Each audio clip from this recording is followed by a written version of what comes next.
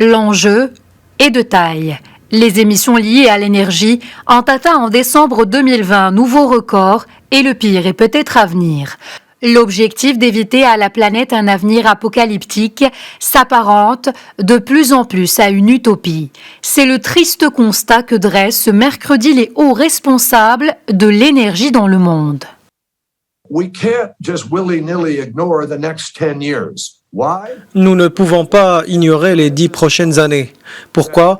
Parce qu'une fois de plus, les scientifiques nous disent que si nous n'en faisons pas assez au cours de ces 10 ans, nous ne pourrons pas maintenir la température de la Terre à 1,5 degré Celsius.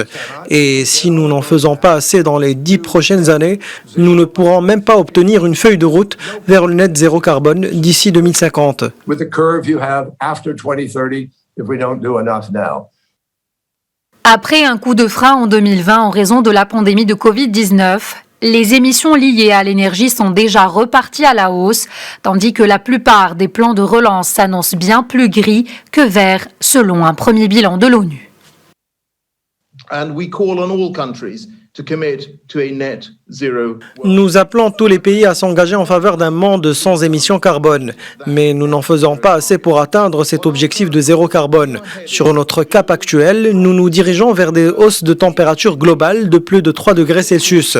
Cela causera des ravages pour chacun des pays représentés ici aujourd'hui à cette conférence et dans de nombreux cas, ça sera le catalyseur d'un avenir apocalyptique.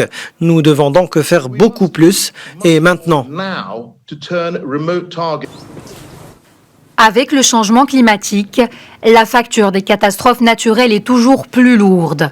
Le bilan publié chaque année par les réassurances en est la preuve même.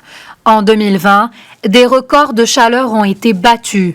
L'agriculture a subi la majeure partie des pertes financières et des préjudices en termes de fréquence, d'intensité et de complexité.